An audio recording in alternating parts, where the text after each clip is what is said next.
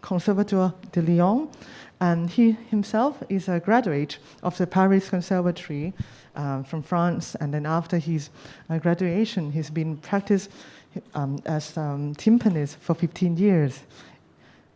And after that, I mean, alongside all these performance and recordings, especially that a lot of students here known for his Bach performance, right? And a lot of big fans here. He'd continued to be a director of many festivals, music competitions, and also the very famous percussion ensemble, the Strasbourg. Here, he's going to be together with us and presenting his recent research, and as part of the degree that he's now the director of in CSMD de Lyon.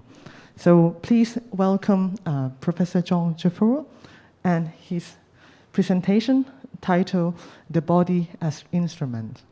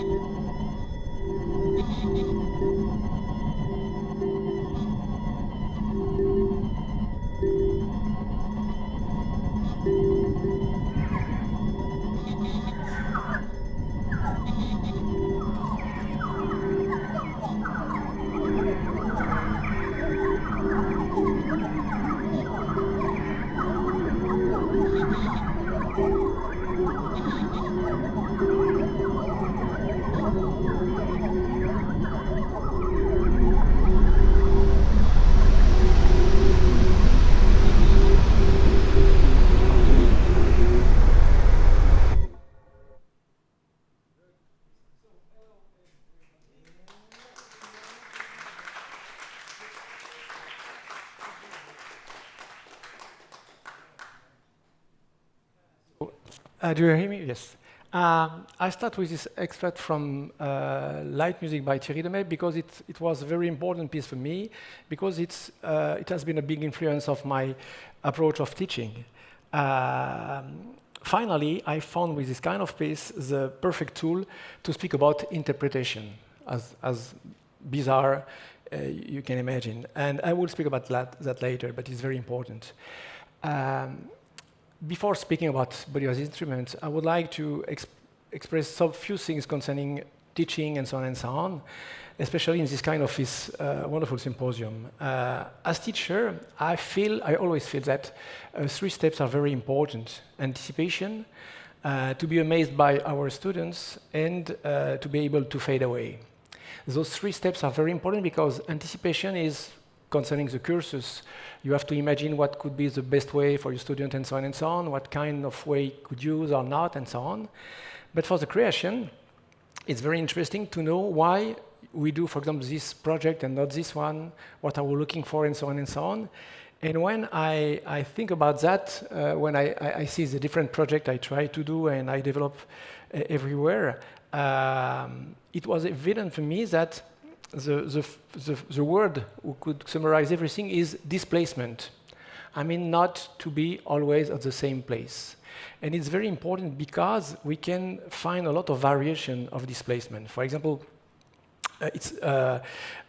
we can imagine another position for the interpreter on stage, so the place of the interpreter on stage, with or without his instrument. And we had a chance to work here with some groups of you, and less instruments than usual, and it's very interesting to try to know who we are outside our without our instruments. Sorry, it's better like that. The second one is the place of the stage. Usually, you know, from the 19th and the beginning of the 20th century, the stage as representation place. You know, we represent something, and it would be interesting to move it to a meeting place. So consider here it's the stage.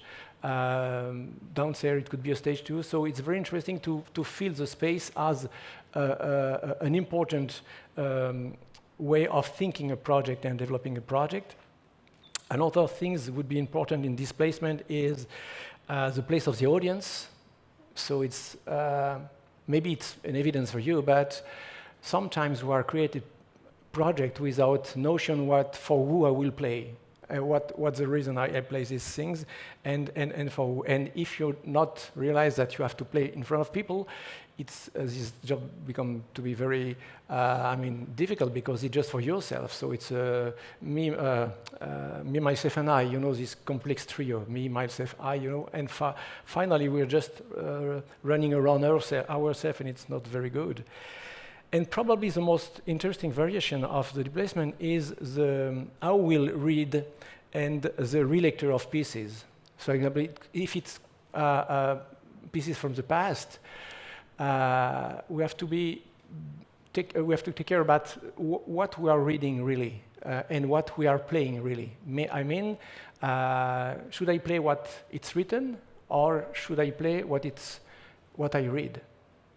For example, if everyone here will read the same poem, we read the same words, you know. So basically, we will feel and understand the same thing, but finally, the poem will have a lot of different meaning for everyone here. So it means that in front of the score, it must be the same thing in front of a painting, a sculpture, a book, you know. So it's very important to have this way of thinking where I am in the piece I play, in the book I read, in the painting I see, and so on, because the masterpiece is still alive because we have a lot of relecture of the same one.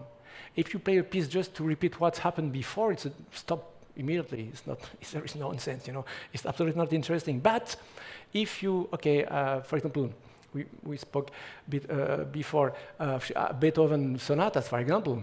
If you play Beethoven sonatas and your goal is to play as Barenboim, I don't know, or Brendel, I don't know who, you know, it's a nightmare. It's immediately stop everything, you know. If you play today Beethoven sonatas, you have to share with us what is very important for you as interpreter, our individuality, as look, you know. And this is a very big point. And when we speak about displacement, it's interesting to feel that we can change a little bit the sense of the vocabulary. I mean, for example, on stage, it's more about living a moment than just just to play a piece, you know. I think we have to realize exactly where we are and when. That's why our job is so difficult, because I try to go not too fast. You know, for example, between we have several approaches. If we think about the musician on stage, I don't speak before, but on stage, he has mainly two tools, two fader. C'est hic et nunc, here and now. You understand? Here and now, okay? If I'm just here, I just repeat myself. I mean, I play with my knowledges, which is important, my culture, my virtuosity, and so on and so on. If I'm just now, I'm not sure I'm going on stage, because to be now means to be aware of everything happens in the world, you know. And today it's not so happy things and so on and so on. So finally, if we just are now, it's quite impossible to go on stage, you know. So we have to make a mix between here and now. And some people just are in here. So they play very well, fantastically, and so on and so on. And I don't know if you remember that sometimes you are in a concert, you see a guy or a girl playing, and the first minute you are amazed by, okay, incredible. And 2 minutes, okay, 3 minutes, okay, the girl or the guy is still playing, but you forget it, okay, wow, okay, and then you're waiting for something. And nothing happened because, it's not the only reason, but because it's just a repetition. This person is brilliant, virtuous, as well as we can imagine, but she's not here. She's not with us at the same moment, you know. So we have always to take a balance, and we can understand that because it's so difficult to be on stage. You know that, all of you. Me too, believe me. And it's very interesting to have this balance between our knowledges, which are our culture, our support, and a little bit more a question, the notion of to be now in the same moment, because finally a concert is a shared moment, you know. And it's very interesting because when we will work on this kind of dispositive, we are obliged to be now, because there is no technique, no method, no exercise, no school, no tradition. It can't be. And that's why this dispositive who start in 2017, and this dispositif is made by Christophe Lebreton. And what was very interesting is everything we know as interpreter, I mean, virtuosity, culture, and so on, finally, virtuosity is transformed into listening, presence, conviction, incarnation. And what is very interesting, because I made a lot of masterclass all over the world, and when I make percussion masterclass, I can prepare it before. I can prepare a lot of things, you know, because repertoire, I almost know the students, their teachers, and so on and so on, so I can anticipate a lot of things. But on the contrary, with this kind of system, I can't. If I don't see the students with who I will work, you know, I can't imagine what kind of piece I can work, how I can speak, and so on and so on. And for me, it's the best moment of maiotique. Maybe you don't know what means maiotique. Socrates was a philosopher of Greece, antique Greece, you know, and he developed the idea, which is we never strictly teach something to someone. I mean, we are here as teacher to, how can I say that? The person in front of me don't know that she knows already. You see what I mean? So we don't. I can't teach something. I give a bottle, for example. I can give a bottle. I can give talent. I can give ideas musical. I just can open the idea of people and so on and so on. And fundamentally, it's very interesting, meiotic, because when we work on this kind of dispositive, there is no teacher, there is no student. There's just a guy behind a computer, but not a real teacher, because I never said what you have to do. I just give the frame, I just give some ideas, but the student must be involved in. So the student himself creates his own repertory, his own laboratory, his own experience, not through a model via instrument or method and so on, but just with his own culture and his own approach. And for me, it's a very, very important thing, because when you are back to your instrument, try to keep the same idea. We have seen that with a group with horn player, flute and trombone and so on, clarinet. What is interesting is I never speak about instrument, but I just speak about what you can do with, because instrument is just a prosthesis. It's not a goal by itself, you know. And the world is surrounded by billion of virtuos you can imagine. You imagine, of course, you imagine. But the problem is not to play very, very, very, very well our instrument. The problem is what I would like, what I want to share with my instrument. And the best way to realize that we have something to share without our instrument is to be in the deplacement, not always the same frame. So we change the frame. It could be, for example, if I'm a pianist, I play in another hall, in a street or in a corridor, I don't know, not in the concert hall, for example, just to suggest other look, other reaction, other answer, other sharing things, and so on and so on. And if I'm able to displace myself, repertoire, whole, stage direction, or scenography, it's the first step to be able to consider me, to consider the interpreter not just as a performer, as the guy who plays very well piano or trombone, etc., but someone who has to share something, but he can't do it without his instrument. For example, I would love to be a rock singer. You know, you hear my voice, I can't be a rock singer, sure, it's clear. So I've tried to find an instrument who allow me to sing, to allow me to be someone I would like to help me to sing. And I found setup and so on, drum set and so on, and then percussion. But the first idea was to share something, okay? For example, for my experience, maybe someone will not agree with that, but I deeply feel, for example, I'm a bit radical, but it's interesting. I deeply feel that we don't have to learn or to teach timpani. It's a disaster. If you say that in Germany, okay, everybody, because you are a timpanist if you cry when you hear the first Brahms symphony. If you are not deeply touched with the Brahms' first symphony, you never been timpanist. You can play very well timpani, and I know a lot of people who play very well timpani. They are not timpanists, and they are very talented, and so on and so on. The problem is what we feel really, and when we are able to know, not exactly, but almost as possible what we feel, we are able to transmit. And the best way is to use the minimum of accessories, of prostheses, instruments, just to see, for example, it could be a text, it could be a song, it could be a presence, it could be very tiny little things who can help you, okay, I'm a musician, I play different instruments and so on, but him I hear without instrument, and I have to share something. And I think if we start from that point, when you go back to your instrument, you are wonderful, because instrument became an amplifier about what you feel, deeply feel, and not the opposite way. This is very important. Now, concerning the teaching, we are, I feel, a kind of turning point. When I say turning point, it's not the end of the world, but because when you compare teaching of fine arts, theater, dance, and so on, I always feel that we are rather behind that, because they very soon understood that they have to change a lot of frame, paradigm, and so on.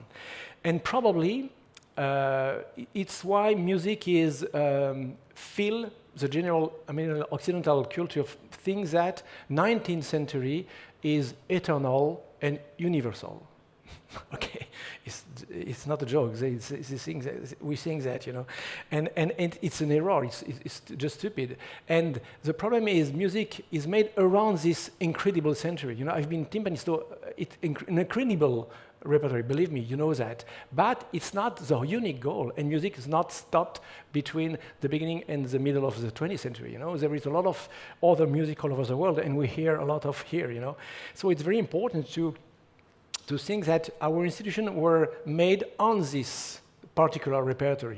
And I think it's create a kind of distortion between your intent, what you wish, your expectation, and so on, and finally what the institution could do, can do. So I think things are evolved, of course, but I think the first reason why we are so it's so difficult to evolve is this one. Another one is everything considering the evolution of expectation, because the life is changing, so we expect other things, of course.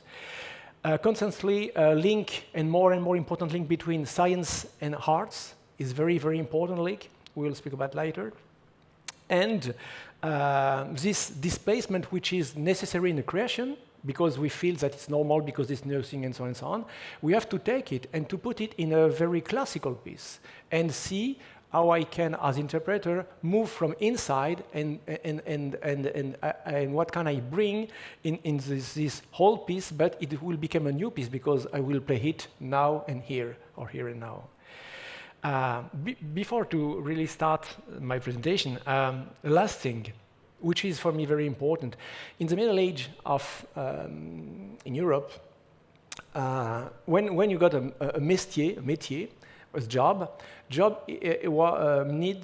means a need. So you have a job because you have to eat, and so on and so on. When you have a profession, when you are professional, you trust in, you believe in. So it's another point of view, another character. And finally, when you have talent, it means talent equal desire. So imagine that in the front of all schools of music, of arts in Europe, in the world, you put school of desire. It changed everything. Because nowadays talent means I'm talented, so I have something from nowhere, I don't know, okay, something more than the other, I'm virtuoso, I'm the more brilliant. No. The desire, but the real desire, not just I would like to do, no, the real desire, because it's a very big responsibility.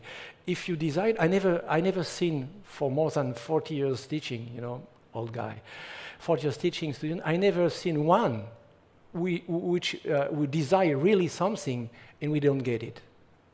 That's why I'm very optimistic for the future, for yours, mine is, but for yours, because I never seen so many projects built in links between different arts, interdisciplinarity, interesting, and it's very, very optimistic and positive thing. And finally, it's the same thing when we are back to the 18th century. At that time, musician plays different instruments, improvise, compose, share music, and so on and so on. There is no speciality, you know. And finally, in the 21st century, we were back to this kind of collective of music, and this is very positive things, you know. And just, I would like to finish this introduction with a few words by William Faulkner. It's an American composer. It was for an interview in Paris in 1956. I just read it, and for me it's very interesting because it allows us to understand exactly where we should do. The aim of every artist is to stop the movement, which is life, which with artificial means, and immobilize it in such a way that 100 years later, when an uncommon person observes it, he recovers movement because there is life. As long as man is mortal, the only immortality accessible to him consists in leaving behind him something immortal because always in motion. It's a way, for example, for an artist to write, Kilroy has been here, on the wall of final and irrevocable oblivion that one day we will have to cross. So this text is, for me, incredible because it means that if we don't move, we die. If we don't create in any repertory, we die. If we just want to repeat, we die. It's very, very important to be involved in this kind of energy of creation. So now, back to, probably I need power. Yes, I have power. I see my computer dying. I hope. Yes, like that. Okay, so now I would like to, okay, it's more clear like this, okay, come on, okay. So I would like to speak about, I spoke about displacement. I would like to present you different things where, as interpreter, in different frame, we are obliged to move ourselves, to change our order or our habitude, and to imagine other approach for working and for be on stage differently. So, in contemporary music repertoire, new technology predominates. We know that, but we often make a confusion because we speak about new technology as something strange, absolutely new. No, when the piano arrived in the beginning of 19th century, it was a revolution for composers, for interpreters. It was probably the same than electronic in the 20th century. You know, so in each period we had this kind of earthquake, you know, of what's happened here and everything changed, you know. So when we speak about electronic, it's the same if I speak about violin or flute or whatever, you know, or instruments. So everything I will say now for my experiences as interpreter would be the same for other repertory and instruments. First, we learn what means collaboration between composer and interpreter. It could be the same for a composer for the past or a composer alive, you know. For example, I had the chance to record a lot of CDs from Bach on Bach music, and for me it's as he is alive, you know, because I work with him, I walk with him, and so on and so on and so on. So it's not a problem of aesthetic period or whatever. It's just to be concerned with the relation between a score, if it is die, and an interpreter. And what is interesting is, more we go deeper in the language, more we discover things. And when we work with new technology, it's interesting that we see that the process is a little bit different, because it's the first time for you, it's evident because you are young and so on and so on. But for me, it's always amazing to imagine that my instrument will evolve during the creation process. It's unbelievable for me. It's still unbelievable. What I mean, for example, when you write a piece for violin or piano, of course you can develop different things in the piano. You can prepare it as Cage did, and so on and so on. But the frame is well known. When you work with electronic, you can modify it all the time, and you can, by the way, follow the process of the piece, which is very interesting, but at the same time is sometimes dangerous, because we have to take care about the fact that the tool don't have to write for you, you know? You have to control it. And I always say when I meet new young composer, I always ask them what they don't want before that they want, you know? So what they don't want as tool, as system, and so on and so on, just to have a negative vision of what they would like to do. And this is very important. The second thing is very important in pieces, and we have seen that in all the period, is if we write for the instrument or with the instrument. A lot of pieces, and great pieces, were written for the instrument, just to show the virtuosity and so on and so on and so on. Paganini's things and so on and so on. And we see, we can do, and it's necessary to have that, of course, because we see every development we can imagine on a violin, for example. But the problem is that the danger is if we work too much for the instrument, we lose why we write for it, you know, and we lose a part of our musical inspiration. And what is the most important when we speak about new technology is to always imagine that it must be an artistic wish before to be technical things. For example, Mozart worked a lot with an instrument maker called Theodor Lotz and Stadler just for the corps de basset, which is a specific instrument. But Mozart heard something, he don't get it. So he has to instrument maker, okay, could you, I imagine this kind of sound, could you do it longer, or I don't know, transform it. But the first wish was something coming from an artistic point of view. The same for timpani, Hector Berlioz, euphonium, Wagner, and glissandi, pedal, Bartók. So all progress in instrument making are originally based on the wish of a composer. And this is very, very important. That's why when the electronic stuff arrived in the beginning of 20th century, it was absolutely, everybody was amazed by that, because, wow, I can do everything. And unfortunately not. We can't do, I would like to do everything, but it's not, it's absolutely not. And it's very interesting to have this point of view when we start to work with, I see, for example, today, this day here, how are the limits of the interface. And at the same time, the limits are important because it obliges us to develop other things, you know. Imagine you have an instrument who can do everything, all wishes. Finally, you don't have other wishes because I have everything, so I have almost nothing.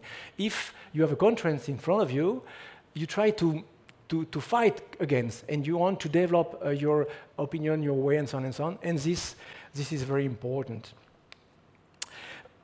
And now, before speaking just a few pieces, in the 19, most of the time, the three moments. I just forget my paper. Okay. Anyway, the three moments between conception, writing, and realization was made sometimes with the same guy. You know, composer, pianist, and he play his piece. Okay.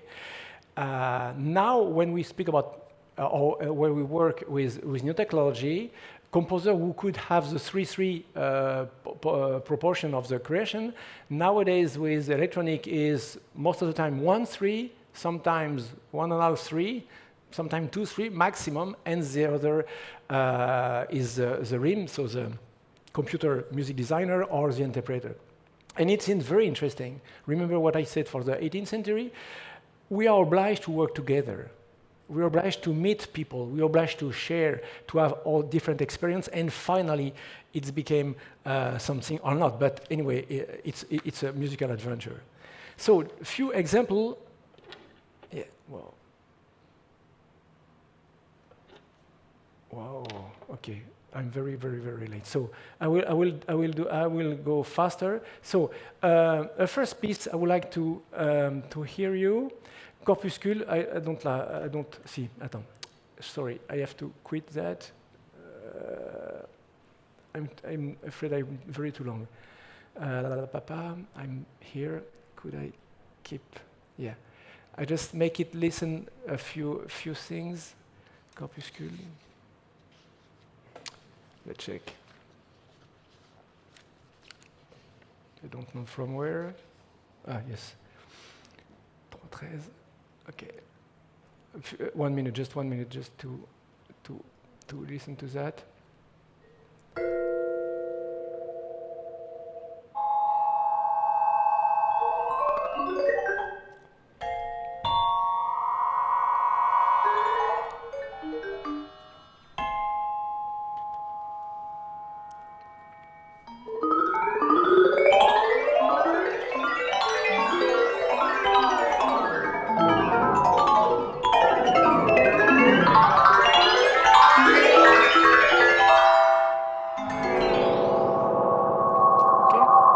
So when you play this kind of piece, it's just live electronics, so your instrument is totally transformed. So it means that the relation you have with your instrument will be absolutely another one because it's not the same instrument.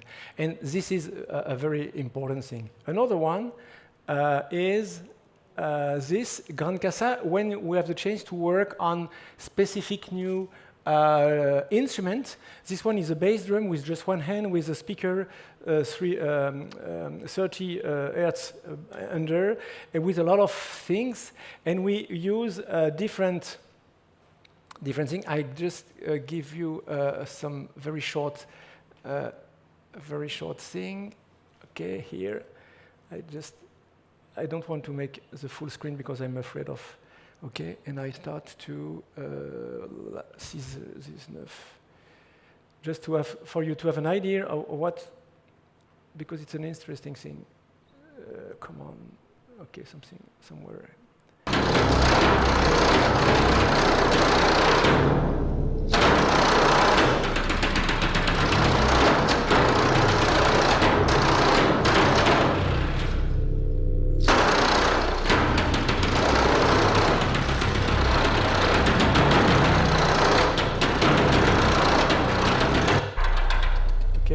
And then another part, I will just say a few words on that.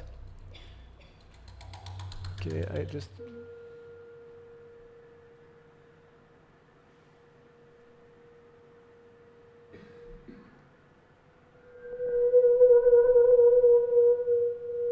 Okay, and so on and so on. I cut because... And this was very interesting because I'm percussionist and Michelangelo Lupone, the composer, asked me to play a piece for Grand Casa. So, okay, I imagine, okay, I will play Grand Casa. But it's totally different. And what I learned with that, except the piece itself, is the way to go deeper in the sound of all my instruments, because looking for all small sounds and so on and so on.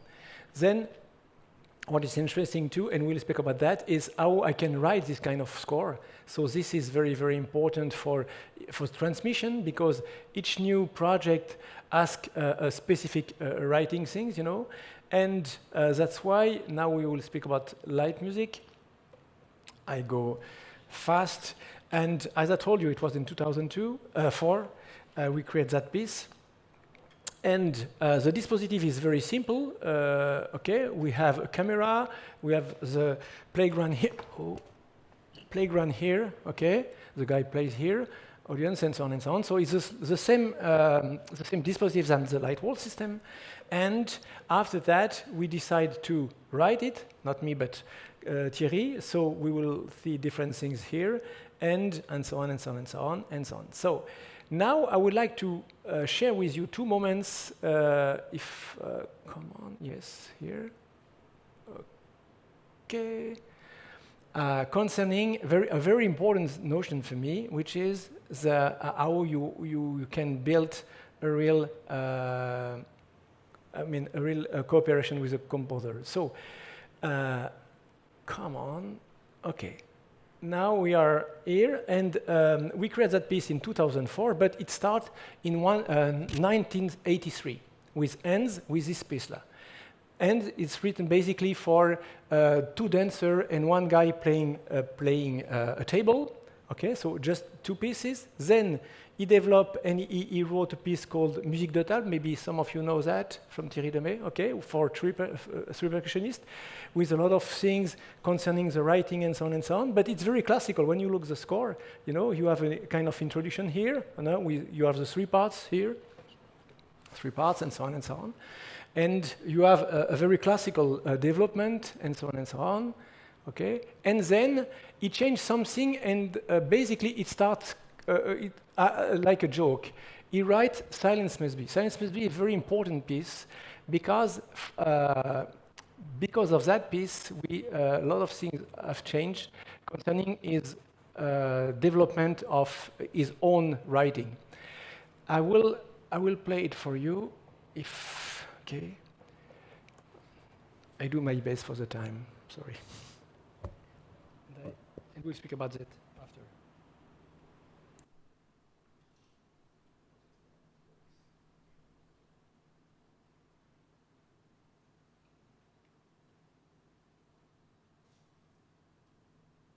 So it was a joke first when he tried to when he wrote a piece.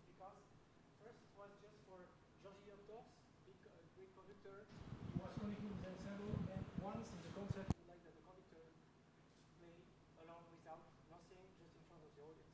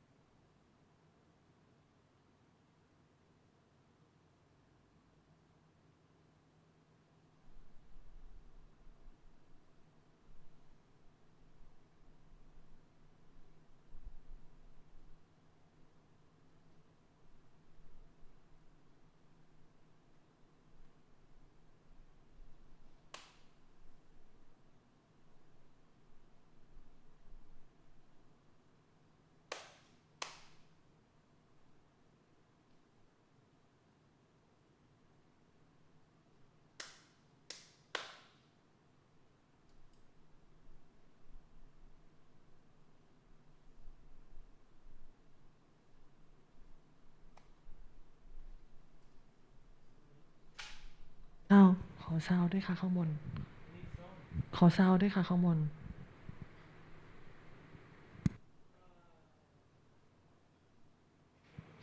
ขอซาวด์ด้วยค่ะข้างบนจากคอมพิวเตอร์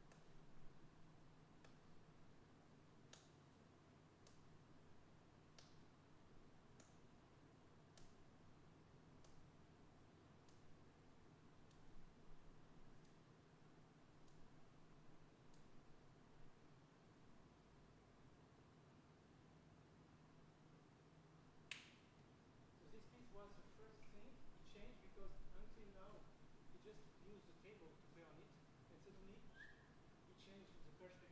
Please keep the sound on. Okay, so now I just would like to share with you another thing, which is very interesting if you consider the process of writing, because as we spoke about the library system, we decided to change, to imagine different repertoire with a gesture, with movement. So with Thierry, we work on different movement and so on and so on. And we describe each one, just to know what from what we speak already is very important, and to create a kind of vocabulary to help us to understand this.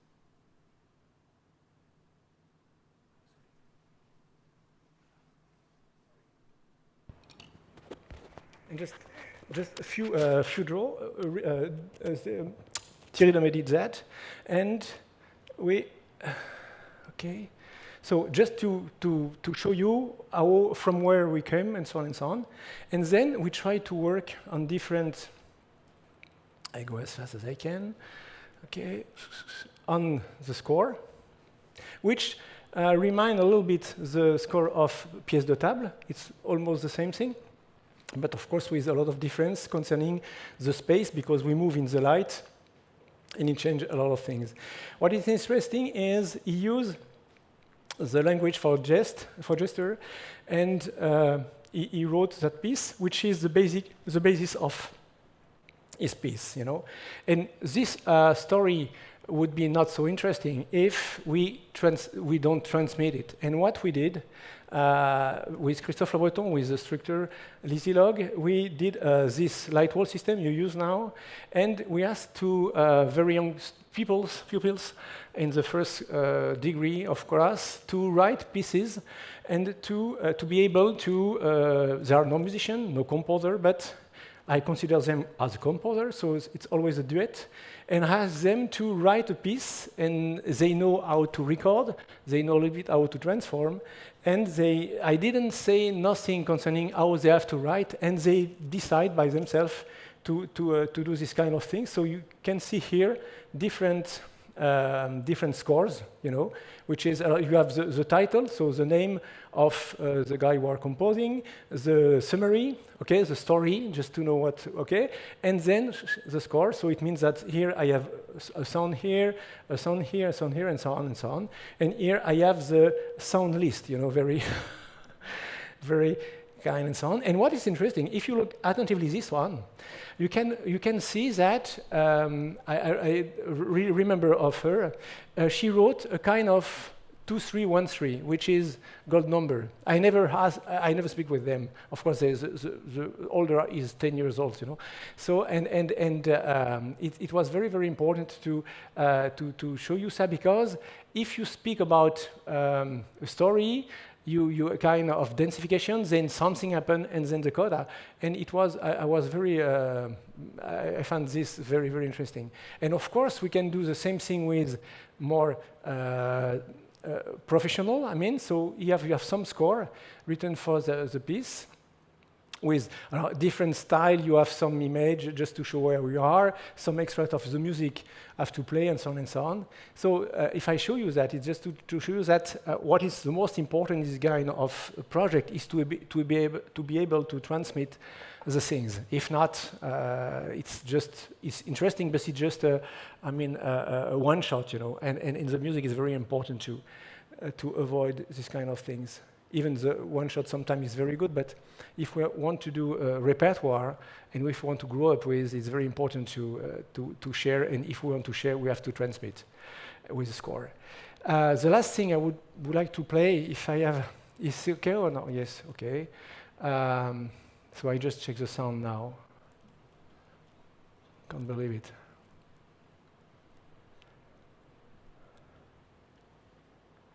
Okay, I hope it works. Could we? I will check. I will check first if it works.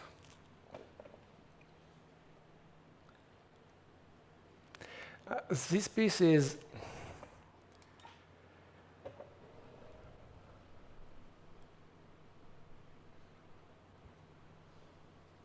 I should have sound now, guy. Yes.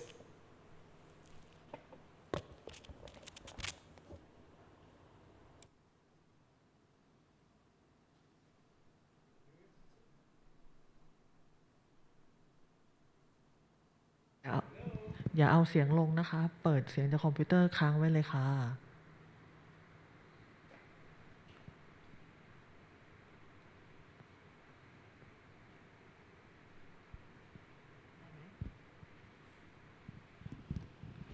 Can you try?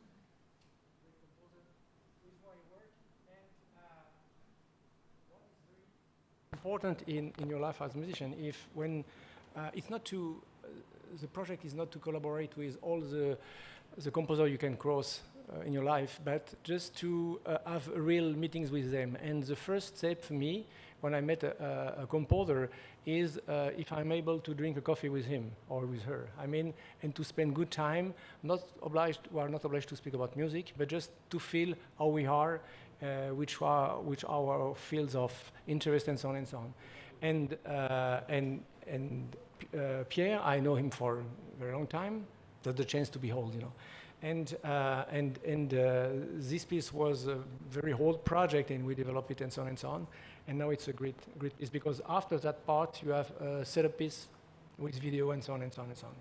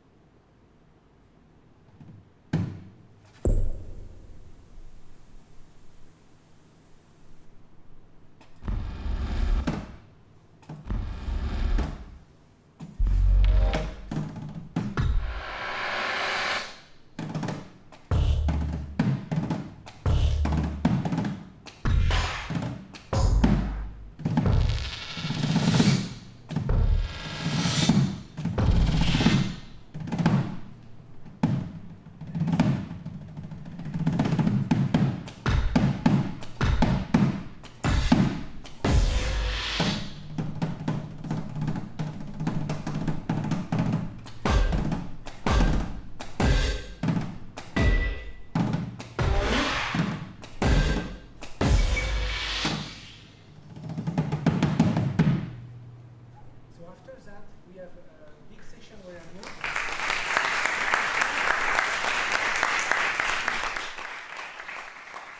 Just for finishing, we have then a big part with video and setup, as I said.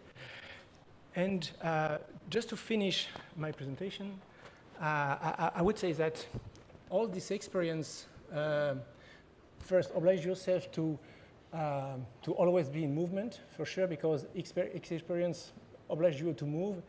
And I really would like say to you that when you play, it could be a study, it could be a technical exercise, it could be whatever. When you take your instrument, it must be something.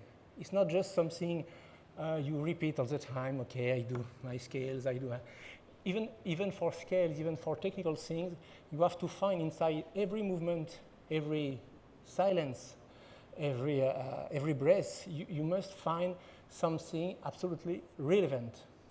If you do it just because my teacher said to me to do that, I do that, and so on and so on. If it's just that, I think you have to change your job, or you change your project.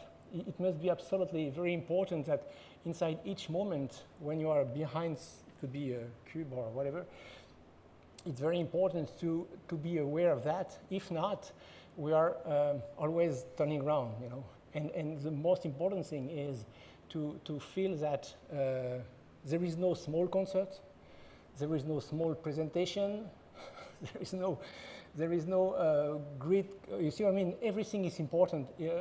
By the way, when you are in front of people, there is no small lessons, there is no small seminars, you know, everything is important, and we have to feel almost as a maximum. Of course, it's a nightmare, but it's a kind of delirium, but it's very important to feel that. If you are not at this level, this job is too complex, it's too difficult, so don't do it. Change your mind, you know, it's very important. But if you feel, and I'm sure everyone here feels that, if you are deepest involved in, you will find something. Maybe not what was your first wish or what your first idea, but I deeply feel that you will find something. That's the most important in your life, okay? Okay, sorry for the problems, technical, but that's life. That's real life, unfortunately. Thank you.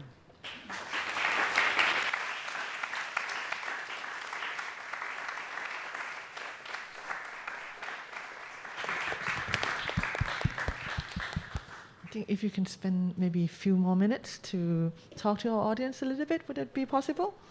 Yeah, maybe any questions from our guests?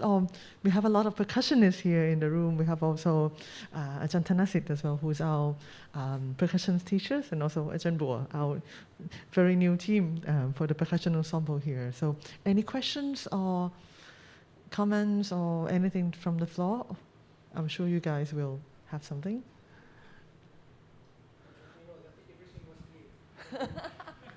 Was everything clear? Or like, which piece was that, or something like that? Do you have any questions?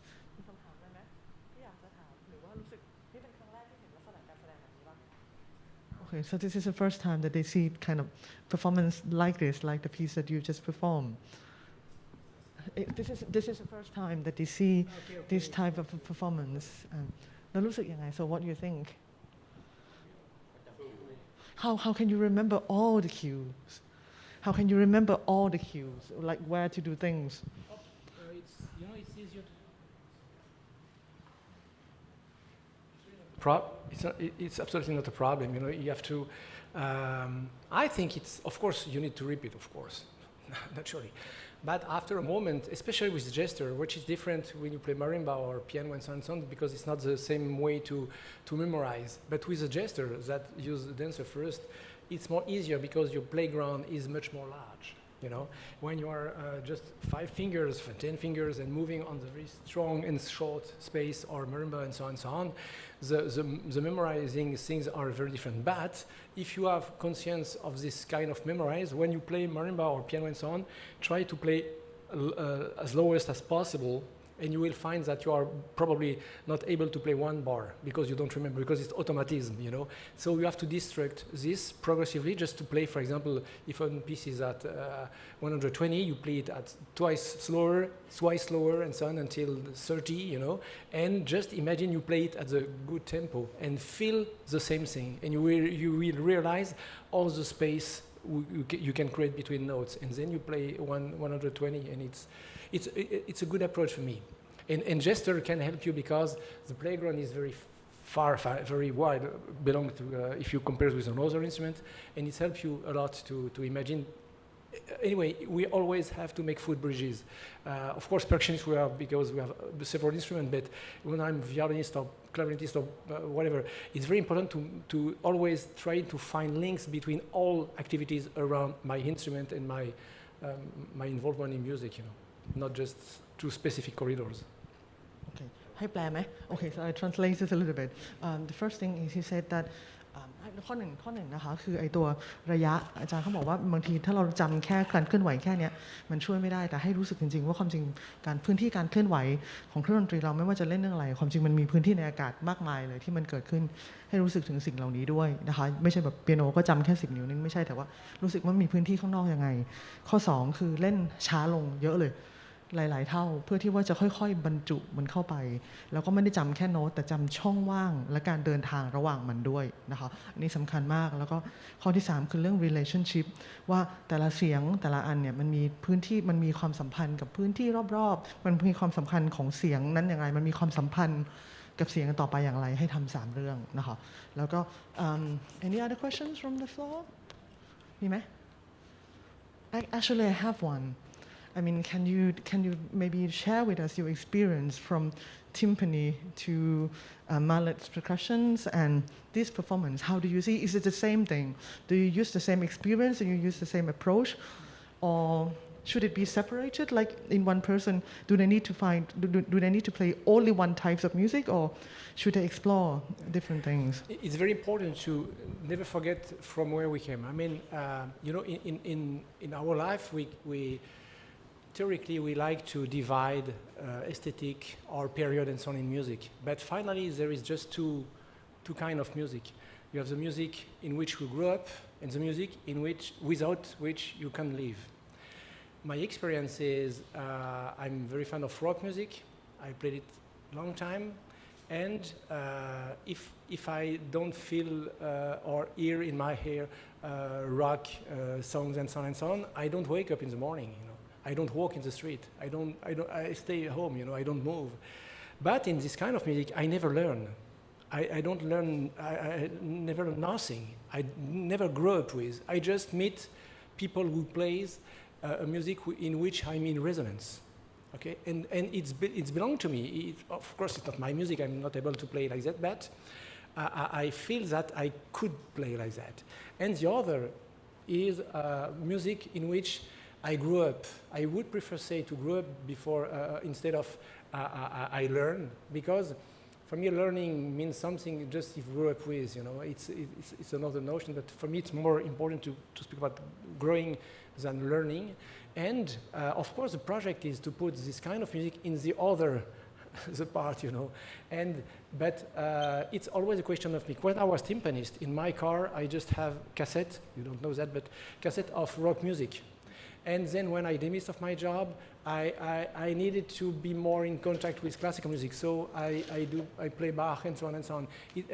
And I can't imagine myself just listening contemporary music or just rock music or just, it's a mix. And the evolution, it's not an evolution. I think I was the same when I was timpanist than now, you know. Of course, the experience is changing, but my expectation was the same. And the basis was always to be surprised by the sound, by the form, and that's why I was very interested by strange sounds or strange forms and so on, who belongs to another space and not the 2 minutes 45 regular format for pop music or and so on, you know. And this is the point, but I think it's just it's the same way. It's not a different way, or it's the same approach, you know. very open-minded approach.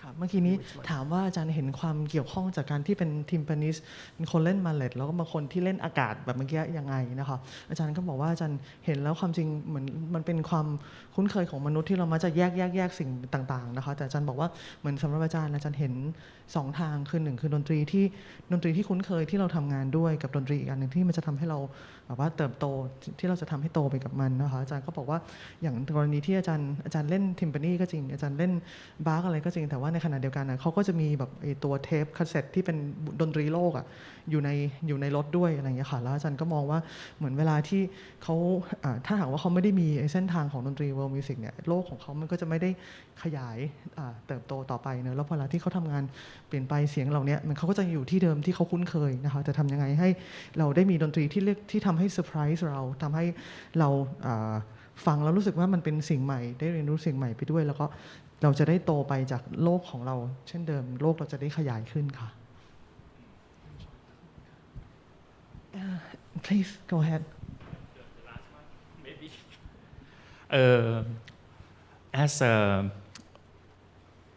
contemporary percussionist,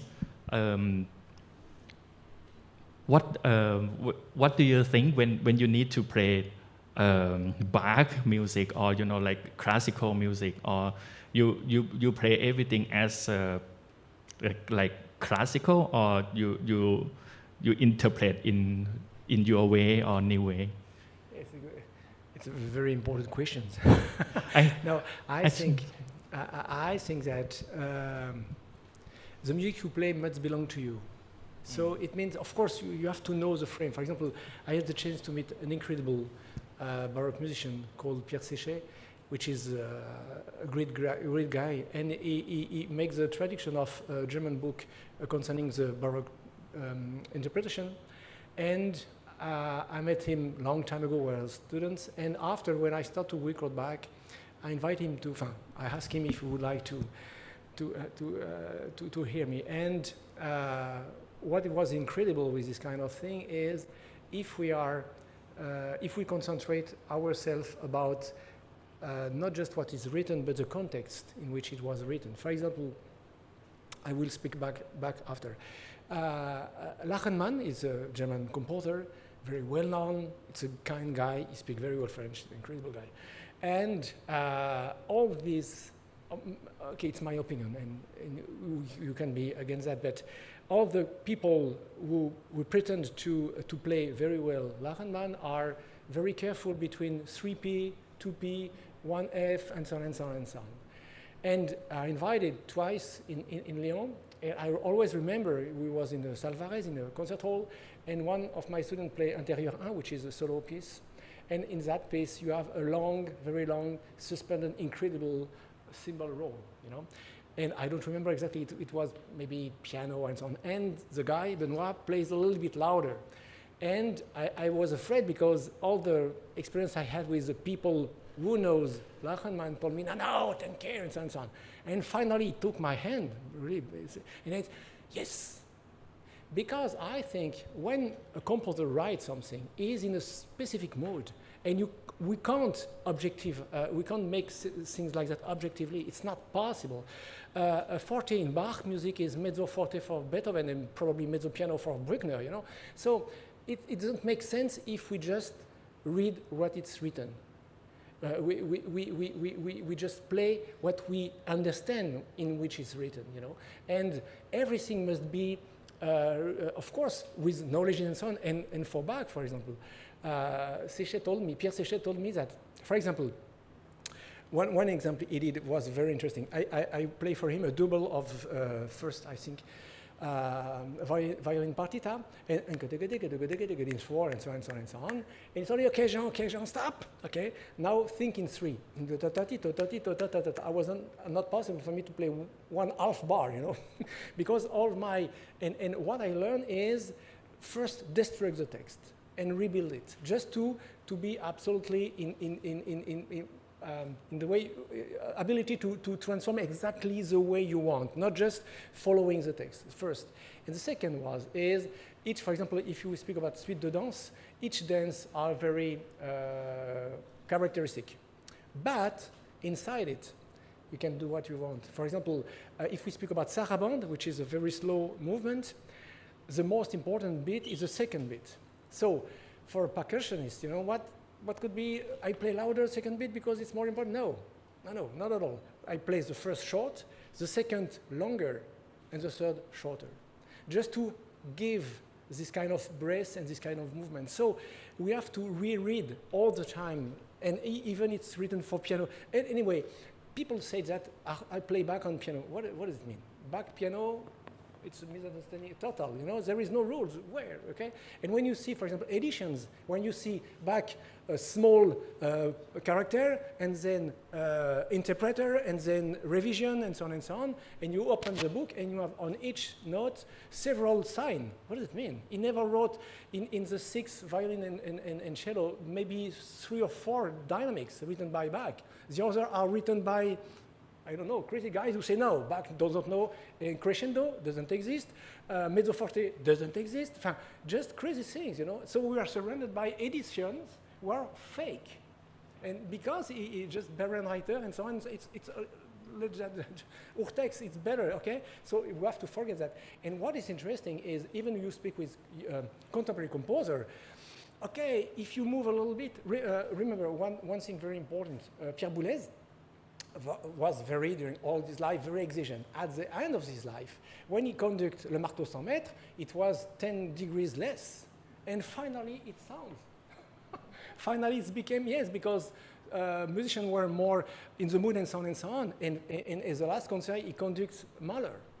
So it means that if we are too much, if reading a text like that, I mean, sign by sign, it's exactly the same thing if you read a book and you don't have any idea about the sense of each word, of the form, the general form. So it means that you are not able to have your own point of view on it. So stop playing. It's very important. It doesn't mean that I'm right. I don't know. I'm probably not. But anyway, it's a proposal. The worst for an interpret is just to play what it's written. It's a disaster. Even great interpreter, Gould and so on, if you listen for aria in the 53 and the last one before he died, it's maybe 3 or 4 minutes more, you know, because it's, and this is very the point, okay? I don't know if he's right, but it's like that. translate ขอบคุณค่ะอาจารย์บอกว่าเมื่อกี้อาจารย์แบงค์ถามว่าจะต้องเล่นเวลาเราเจอเพลงที่เป็นคอนเทมหรือว่าเพลงคลาสสิกอาจารย์ตีความเข้ามาข้ามมายังไงใช่ไหมคะอาจารย์บอกว่าไม่ใช่ด้วยเล่นไม่คำถามไม่ได้อยู่ที่ว่าจะเล่นด้วยวิธีไหนแต่ควรจะเป็นการเล่นที่เป็นวิธีของเรานะคะอาจารย์ยกตัวอย่างเมื่อกี้อย่างเช่นคนนักประพันธ์คนหนึ่งแบบลักเคนมานอะไรเงี้ยที่ดังมากในเยอรมันแล้วก็เหมือนเขาเขียนโน้ตมาแบบเนี้ยแล้วทุกคนก็จะแบบว่าจะต้องเล่นตามโน้ตเนี่ยเพราะว่าถ้าเล่นผิดไปชนี้กวนจะเล่นผิดปรากฏว่าตอนที่เขาเล่นเนี่ยเขาก็เล่นตีความไม่เหมือนคือดังกว่านิดหน่อยอะไรเงี้ยกลายเป็นว่าลักเคนมานบอกว่าเฮ้ยมันดีมากเลยเนี่ยใช่เพราะว่าบางทีเวลาที่คนแต่งเพลงแม้ว่ามันจะเป็นคนเดียวกันแต่งเพลงเนี่ยความดังความเบาหรือการตีความขนาดที่เขาทำเนี่ยทุกครั้งมันไม่ได้เหมือนกันเนาะคนแต่งเขาก็คิดแตกต่างกันเพราะฉะนั้นมันไม่ได้เป็นคนอะไรนะเป็นคนเดียวกันแต่ความรู้สึกมันต่างกันในทุกเวลาดังนั้นทำยังไงก็ตามเล่นสิ่งที่มัน make sense กับเราอย่างเช่นที่เขาตีความบาร์เขาบอกเขาตีความบาร์จังหวะแรกของบาร์สั้นแต่จังหวะ